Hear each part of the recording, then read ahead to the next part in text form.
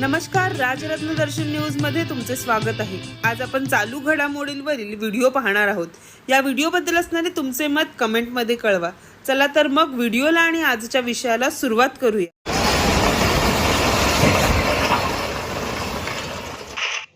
आज सकाळपासून अनधिकृत ठरवलेल्या इमारतींवरती वसई विरार महानगरपालिकेने कारवाईला सुरुवात केली आहे।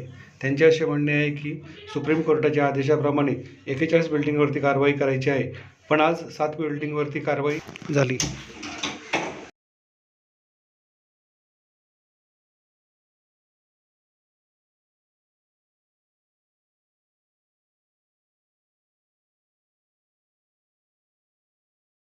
हम लोग नेता नहीं है भाई, हम लोग पत्रकार है सर।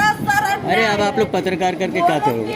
लेकिन आज ही आ गए सुबह, हम लोग सो भी रहे थे, खटखटाने आ गए दरवाजा। ये तो कोर्ट का भी आर्डर ऐसा नहीं है, नहीं कर कोर्ट का भी आर्डर ऐसा नहीं है, लेकिन जैसा हम लोग के साथ अन्याय किया गया, आज पैसा भी गया, घर भी गया।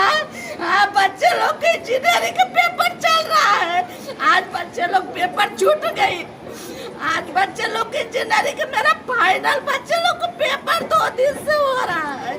आप लोग पता लगाओ कॉलेज में जाके कि बच्चे लोग को पेपर हो रहा है कि नहीं।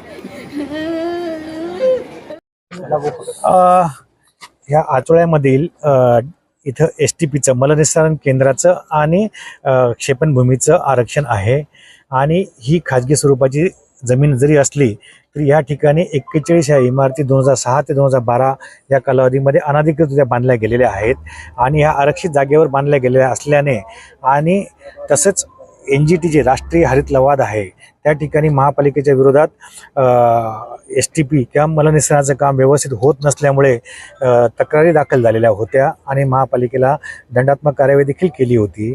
हा एक भाग याच्यामध्ये होता। त्याच्यानंतर इथले जे जमीन मालक किंवा ज्यांच्याकडे या जमिनीचे हक्क आहेत या व्यक्ती महापालिका तोडक कारवाई करत नसल्यामुळे हायकोर्टात त्यांनी पिटिशन दाखल केले होते आणि सर्व बाजू ऐकून घेतल्यानंतर मान्य उच्च न्यायालयाने सदरची तोडक कारवाई करून उच्च न्यायालयाला अहवाल सादर करायला सांगितलेले होते। या आदेशाच्या विरुद्ध इथले जे नागरिक आहेत या नागरिकांनी सुप्रीम कोर्टामध्ये दाद मागितलेली होती। सुप्रीम कोर्टाने देखील त्यांचं म्हणणं फेटाळलेलं होतं आणि महापालिका तोडक कारवाई महापालिकेने कंटिन्यू करावी किंवा करू शकते अशा पद्धतीचा निर्णय दिलेला होता। तसंच शक्य असल्यास पुनर्वसनाचे देखील बाब तपासून घ्यायला सांगितलेली होती। तर महापालिकेचं पुनर्वसनाचं धोरण सध्या तरी नाही आहे, त्यामुळे आपण शासनाकडे याबाबत मार्गदर्शन मागितलेलं आहे। कारवाई कशा पद्धतीने असणार आहे, किती दिवस असणार आहे? कारवाई आज ज्या C1 कॅटेगरीतल्या म्हणजे अति धोकादायक कॅटेगरीतल्या ज्या इमारती आहेत त्या 7 इमारती आम्हाला आढळून आलेल्या आहेत, ज्यांचं स्ट्रक्चरल ऑडिट केलेलं आहे। तूर्त आम्ही त्या इमारतींवर कारवाई करतोय, परंतु आम्हाला हायकोर्टाच्या आणि सुप्रीम कोर्टाच्या आदेशाप्रमाणे सर्व 41 इमारतीवर कारवाई करणं अपेक्षित आहे। सर, नागरिकांना काय आवाहन कराल?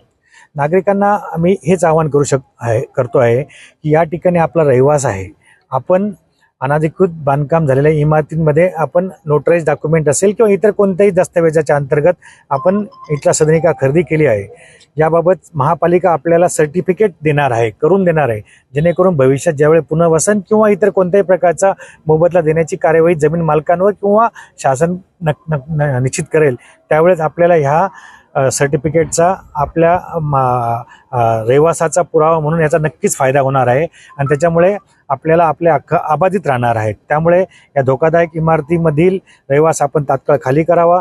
तसंच इतर जे C1 कॅटेगरी नसलेल्या जरी इमारती असतील पण त्या अनधिकृत असल्यामुळे आणि कोर्टाच्या आदेशामुळे आपण त्या इमारती सदनिका आपण खाली कराव्यात आणि महापालिकेला सहकार्य करावं, एवढंच या प्रसंगी मी सर्व नागरिकांना रहिवाशांना आवाहन करतो। सर, ह्या बिल्डिंगी कोणी बांधल्यात त्यांच्यावरती काही कारवाई झाली आहे का? 41 इमारती प्रशासनाच्या डोळ्यासमोर उभ्या राहतात, प्रशासन काय करतं? या इमारती 2006 पासून बांधकाम झालेलं होतं, त्यावेळेच्या परिस्थितीनुसार ही माहिती घेण्यात येईल।